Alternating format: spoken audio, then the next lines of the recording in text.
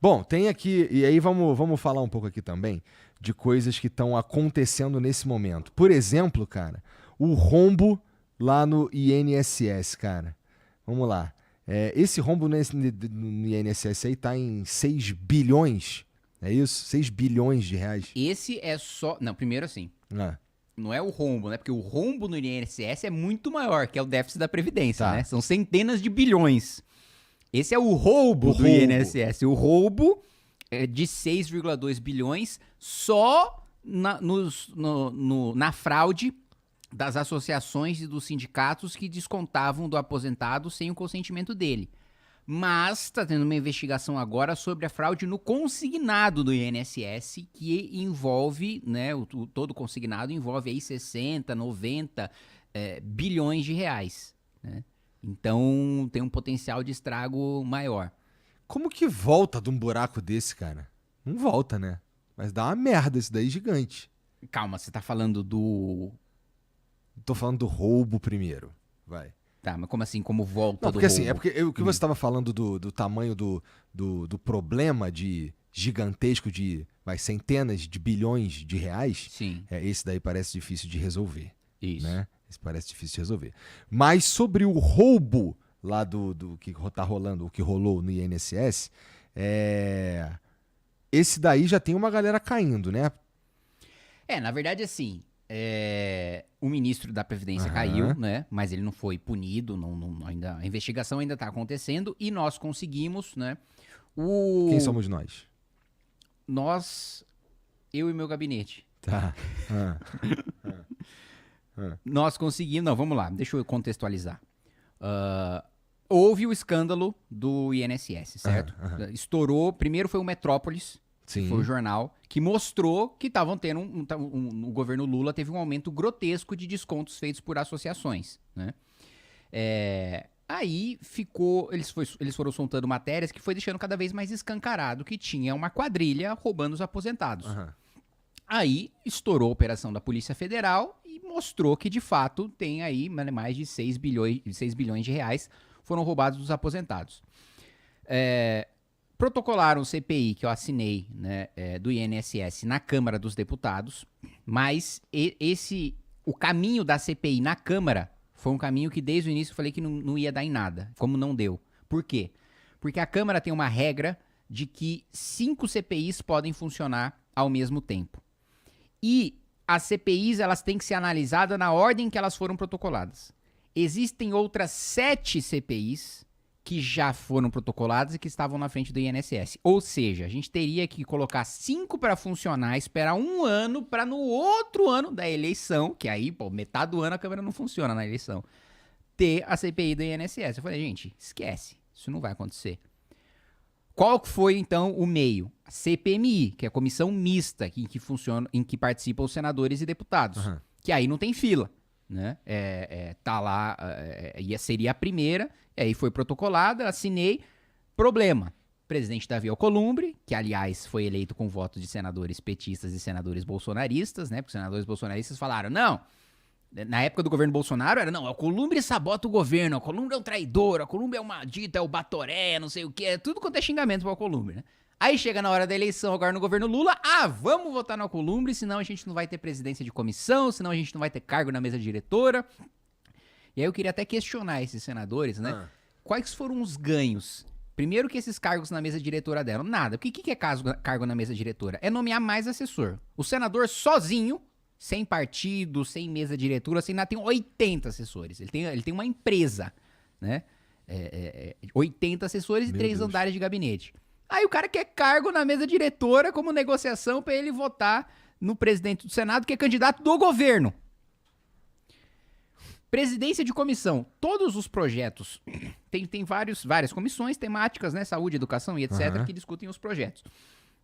Só que acontece, de uns 4 anos para cá, todos os projetos importantes deixaram de ser debatidos nas comissões para ir direto para o plenário. O presidente do Senado fala o seguinte, ó, isso aqui é importante, começou a tramitar numa comissão, começou a chamar a atenção, eu vou aprovar um requerimento de urgência que tira das comissões e leva para o plenário. Mesma coisa na Câmara. Começou, tira da comissão, leva para o plenário. Ou seja, a presidente de comissão não está valendo muita coisa.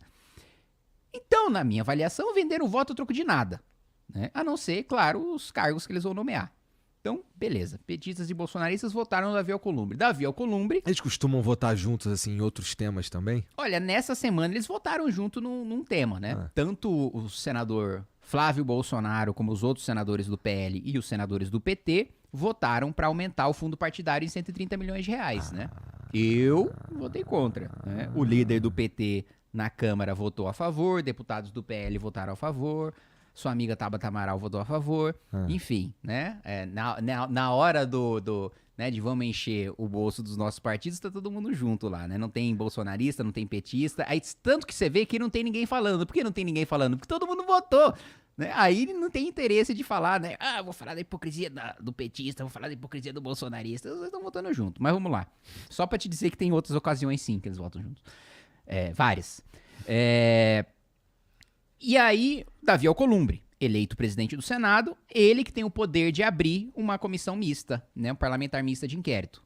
Obviamente que ele faria de tudo para ajudar o governo Lula, porque ele foi o candidato do governo e teve o apoio do governo, e todo mundo sabia que ele ia ter o apoio do governo, né? Assim, me impressiona a gente que acredita ainda na desculpa que foi dada por senadores, entre aspas, de direita para votar no Davi Alcolumbre. Mas, enfim. Por que entre aspas de direita? Porque o cara Porque ele vem de um discurso de direita. Tá? Estamos falando dos caras mais bolsonaristas? Ele diz que defende pautas de direita. Tá. Mas aí ele vende o voto dele por cargo na mesa diretora. Então, assim, ele pode ter um discurso de direita, ele pode até votar projetos de direita, ele pode apresentar projetos de direita. Só que ele não acredita naquilo, né? Ele é um oportunista, ele utiliza o discurso só pra ser eleger. É um jeito pra ganhar voto. Mas ele não acredita naquilo, né? Enfim. Entendi. Aí o Davi barriga, né, a abertura da CPI o máximo que ele pode. E aí o que eu fiz? Eu ingressei com mandado de segurança no Supremo Tribunal Federal, argumentando o seguinte... Foi lá encher o saco do STF. Exato. Mas nesse caso, devidamente, para ser cumprida a Constituição. Não para derrubar a vontade da maioria do Congresso. Eu ingressei no Supremo Tribunal Federal argumentando o seguinte: olha, o próprio Supremo, na CPMI da Covid, que o Pacheco não queria abrir, argumentou que CPI é direito de minoria. Afinal de contas, o governo não quer investigar a si próprio. Então é direito da oposição. Se é direito da oposição, temos requisitos formais para apresentar uma CPI. Quais sejam? Número de assinaturas, fato determinado, período determinado. Se tem esses 3 requisitos, logo, independentemente da vontade do presidente da Câmara ou do presidente do Senado, a CPI deve ser aberta. Eu ingressei no Supremo, o relator foi o Fux deu 10 dias pro Alcolumbre se explicar. No meio desses 10 dias, agora, nessa semana, terça-feira, ele abre a CPMI. Entendi. Então, tá rolando. Então agora vai ter as indicações, né, dos partidos para os integrantes da CPMI, e a grande disputa agora é saber quem vai ser o presidente e quem vai ser o relator. Porque o presidente, primeiro, porque eu posso ser um membro da CPMI. E aí eu quero convocar o Igor para falar o quanto que o Igor roubou de aposentado. Quero convocar o Lula para saber quanto que o Lula roubou de aposentado. Quero convocar o Lupe, que foi o ministro, para saber quanto ele roubou de aposentado. Se o presidente da CPI não pauta o meu requerimento, ele não é votado. Então esse é o poder do presidente. O presidente decide, né, o que vai... Óbvio, ele não consegue decidir o que é aprovado, né, mas ele tem... nenhum presidente quer dizer, tem alguns, né, mas vamos lá.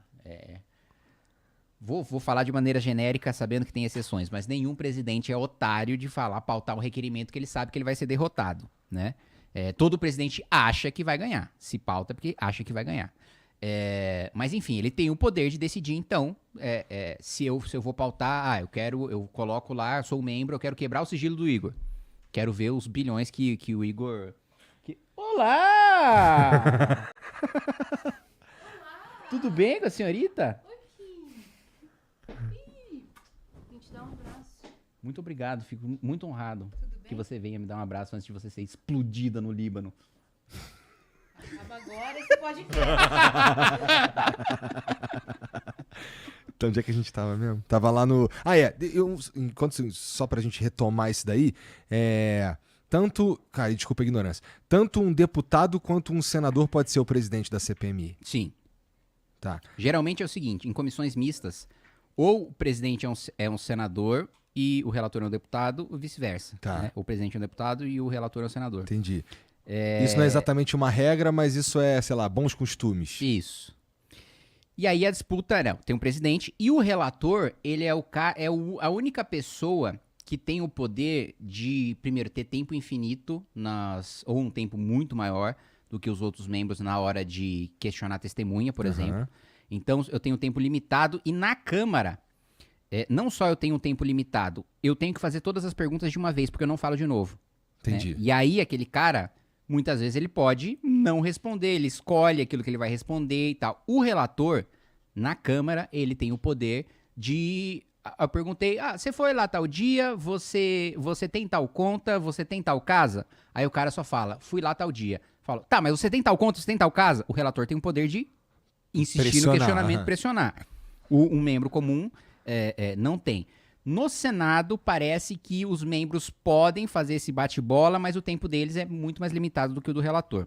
De todo modo, o relator é quem dá o voto final. Então, ele decide qual que é a CPI, ela termina em quê? Em pizza? Em pizza. Mas a CPI, formalmente, né, ela para terminar em quê? No indiciamento, né? E eu reconheço, porque a CPI é o quê? A CPI é um inquérito policial, é como se fosse uma delegacia, só que feito por parlamentares e público.